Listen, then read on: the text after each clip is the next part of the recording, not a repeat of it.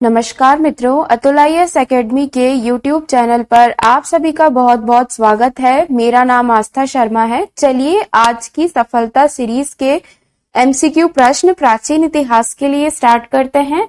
आज हमारा प्राचीन इतिहास का जो टॉपिक है जिस पर हम MCQ प्रश्न लेकर आए हैं वो संगम काल से है।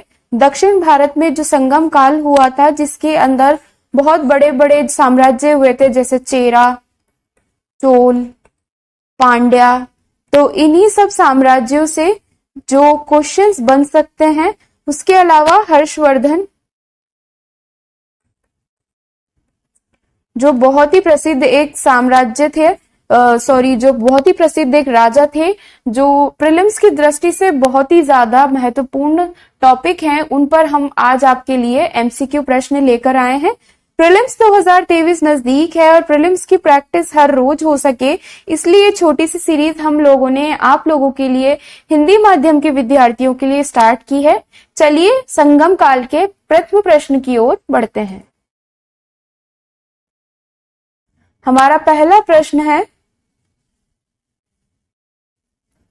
संगम राज्य व्यवस्था के संबंध में निम्नलिखित कथनों पर विचार करें। संगम काल में वंशानुगत राजतंत्र सरकार का रूप था। राजा को अपने मंत्री, दरबारी कवि और शाही दरबार या अवाई की सलाह लेनी पड़ती थी। चेरा राजा ने वन वरम्बन, वन वन, कट्टू टू वन, इरम्परॉय और बिलावर जैसी उपाधियां धारण की थी। यहाँ पर हमसे पूछा है कि उपरोक्त में से कौन से कथन सही हैं।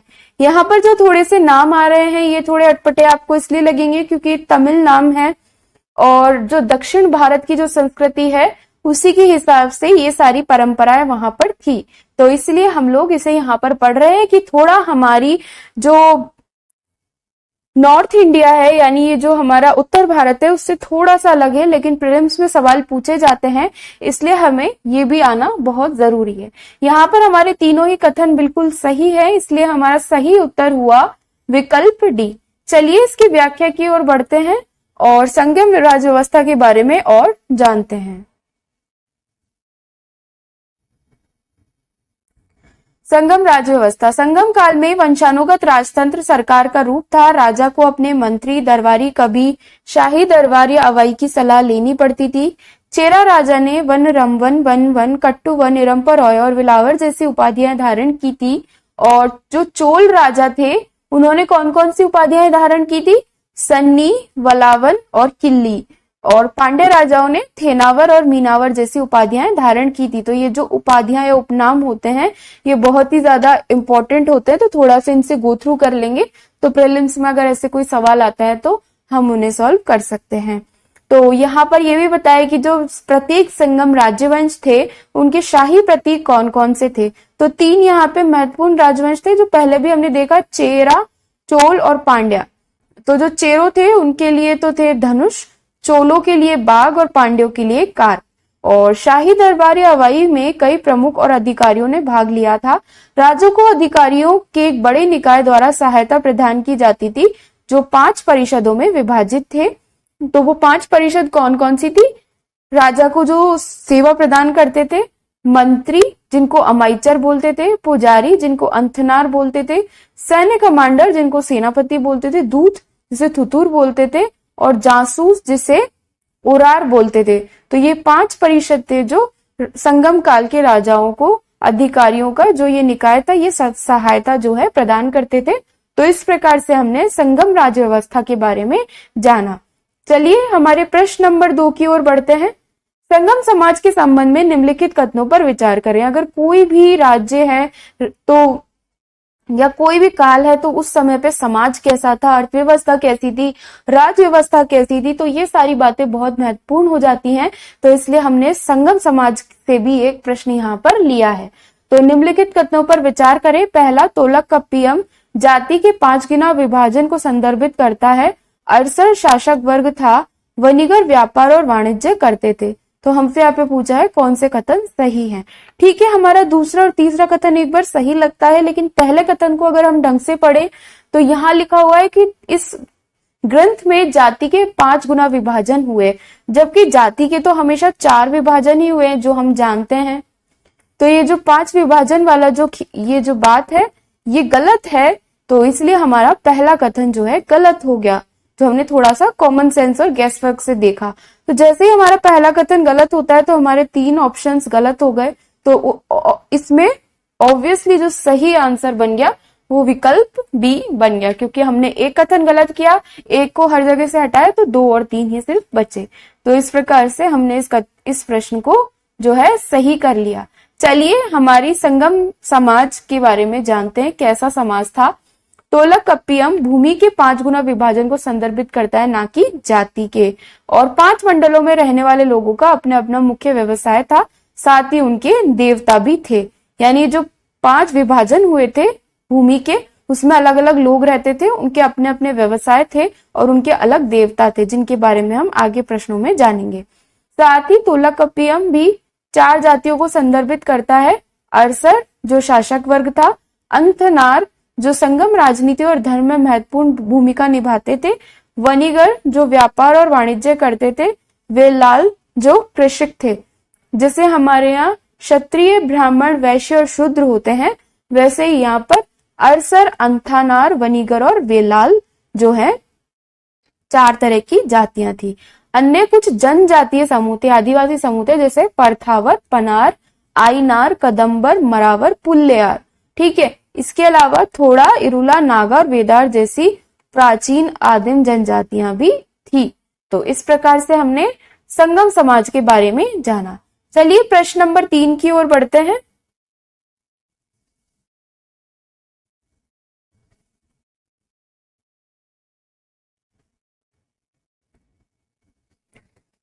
ये शब्द थोड़े से अटपटे हैं, क्योंकि तमिल जो है ये तमिल भाषा का थोड़े से शब्द हैं, लेकिन प्रीलिम्स में क्वेश्चंस पूछे जाते हैं, तो इसलिए हमारे लिए इनको जानना भी उतना ही ज्यादा जरूरी है।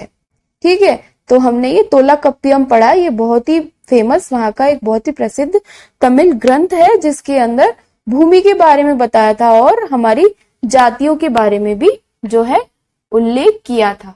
तो हमने अभी तक संगम राज्य व्यवस्था के बारे में जाना और संगम समाज के बारे में जाना। अब हम संगम देवताओं के बारे में जानेंगे। तो संगम काल के संदर्भ में मुरुगन किसे कहा जाता है? तो मुरुगन किसे कहा जाता है? कोई आदिवासी नेता, तमिल भगवान, राजा के दरबार में मंत्री और महिला नेता। तो यहाँ पे सही उत्तर हुआ तमिल भगवान। मुरुगन नाम हमने भी कभी कभी सुना ही है। मुरुगन जो है शिव जी को बोलते हैं तमिल में। तो जो तमिल भगवान थे उनको यहाँ पे इन्होंने मुरुगन नाम संगम काल में दिया है। संगम काल के प्राथमिक देवता सियोन या मुरुगन थे, जिन्हें तमिल भगवान के रूप में जाना जाता था, जिनका दूसरा नाम सियोन था। मुरुगन की पूजा एक प्राचीन मूल है और संगम साहित्य में भगवान मुरुगन से संबंधित त्योहारों का उल्लेख किया गया है। संगम काल के दौरान पूजे जाने वाले अन्य देवता मायोन, विष्णु, वेंदन, इंद्रन, वरुणन और कोरावाई थे। हमारे जो विष्णु भगवान है उन्हें ये मायोन कहते थे और इंद्र भगवान को वेंदन कहते थे। उसके अलावा वरुणन और कोरावाई थे। संगम काल में हीरो स्टोन या नाडू काल पूजा महत्वपूर्ण थी। हीरो स्टोन को युद्ध में योद्धा द्वारा दिखाई गई बहादुरी के याद में जो है वो खड़ा किया जाता था और बाद में उसकी पूजा होती थी। तो ये हमने संगम काल के देवताओं के बारे में जाना। अब हम आगे बढ़ते हैं प्रश्न नंबर 4 की ओर। अगर किसी भी युग के बारे में कोई बात होती है तो वहां पे महिलाओं की स्थिति कैसी है, इस पर भी सवाल आता है। विजयनगर में महिलाओं की स्थिति कैसी थी, ऐसा सवाल प्रीलिम्स में पूछा जा चुका है। तो संगम युग के दौरान कैसी थी, इस पर भी हमने क्वेश्चन बनाया है कि अगर ऐसा सवाल आता है तो हम उसे प्रीलिम्स में फिर से सॉल्व कर सके। तो संगम युग के दौरान महिलाओं की स्थिति के संबंध में निम्नलिखित कथनों पर विचार करें। इस समय अवधि के दौरान सती प्रथा नहीं देखी गई थी। प्रेम विवाह आम बात थी। महिलाओं को अपना जीवन साथी चुनने का अधिकार था। हमसे पूछा है कौन सा कथन सही नहीं है। दूसरा और तीसरा कथन तो थोड़ा आम लग रहा है, लेकिन पहला कथन बहुत ही ज्यादा एक्सट्रीम है कि सती प्रथा देखी ही नहीं गई। तो सती प्रथा तो बहुत आम थी, और अगर ये होता कि प्राय नहीं होती थी, लेकिन यहाँ लिखा गया देखी ही नहीं गई, यानी बहुत ही एक्सट्रीम लेवल सेंटेंस है। तो हमारा पहला कथन तो बिल्कुल गलत हो गया। तो हमारा यहाँ सही उत्तर हमसे पूछा है कौन सा सही नहीं है, तो हमारा सही उत्तर हुआ विकल्प ए। चलिए इसकी व्याख्या की ओर बढ़ते हैं और इसके बारे में और जानते हैं। अववयार, नेचे लेयार, कक्कई पदिनियार, ये सारी कौन थी? महिला कवि थी उस समय पे, जिन्होंने विकास किया और तमिल साहित्य में योगदान दिया। कई कविताओं में महिलाओं के साहस की भी सराहना की गई है। कर्पूर या पवित्र जीवन को महिलाओं का सर्वोच्च गुण माना जाता था। प्रेम विवाह तो आम बात थी और महिलाओं को अपना जीवन साथी चुनने का भी अधिकार था, लेकिन विधवाओं का जीवन दयनीय था। इतना सब था, लेकिन जो विधवा थी उनका जीवन दयनीय था। सती प्रथा समाज के उच्च वर्ग में प्रचलित थी, साथ ही नर्तकियों के वर्ग को राजाओं रईसों द्वारा संरक्षण प्राप्त था। तो सती प्रथा प्रचलित थी, इसलिए हमारा पहला कथन जो है वो गलत हो गया था। चलिए हमारे प्रश्न नंबर 5 की ओर बढ़ते हैं। हमने संगम काल के बारे में जान लिया, साथ ही हम एक प्रश्न हर्षवर्धन से भी ले रहे हैं, क्योंकि जो हर्षवर्धन थे वो भी एक बहुत ही प्रसिद्ध राजा थे, जिनके शासन काल में काफी कुछ बहुत ही अच्छा काम हुआ, तो इसलिए यहाँ से क्वेश्चन आने के भी चांसेस है। तो एक क्वेश्चन हर्षवर्धन से भी हम लोग ले रहे हैं। हर्षवर्धन के शासनकाल के संबंध में निम्नलिखित कथनों पर विचार करें। इस समय नालंदा विश्वविद्यालय अपने चरमोत्कर्ष पर था। बाणभट्ट नाम के प्रसिद्ध भारतीय लेखक और कवि ने हर्षवर्धन के दरबार में अस्थाना कवि के रूप में कार्य किया।